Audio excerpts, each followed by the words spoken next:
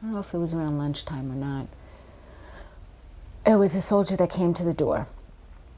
And my mother was sleeping, and my brother Chris and I were home.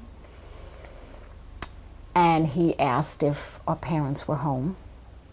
And we both said no, because when my mother was sleeping and with her asthma, you knew like you just didn't wake her up quickly, because then she'd get into this asthma attack or whatever. So, and he said, well, when are they going to be back? And we said sometime in the afternoon. And he said, okay, I'll return. And there was a package at the door. I don't remember who it was from. Someone had sent a Christmas present. And Chris and I were arguing about who was going to open it. So we were getting into this battle a little bit. And my mother said, who is at the door? And we said, oh, is this some soldier? And I remember looking at her face. She knew right away. She called my grandmother. My grandparents lived in Flushing. We lived in Jackson Heights. And she called them. And my father used to do work in the neighborhood. And sometimes he would go he would have lunch in a shopping center, which was about 5-6 blocks away, in this luncheonette. And she said, go see if your father is in the luncheonette.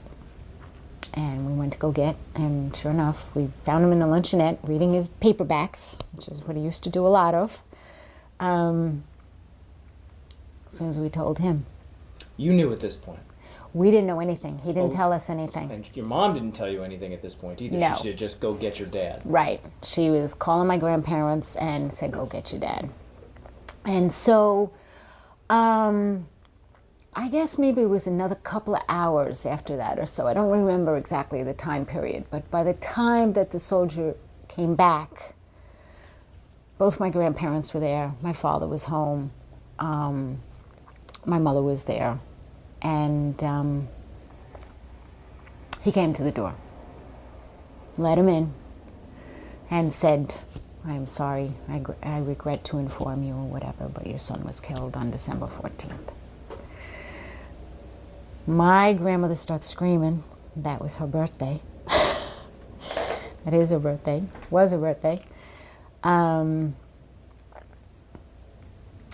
father went, it was a pretty long hallway, and there's a door to the basement.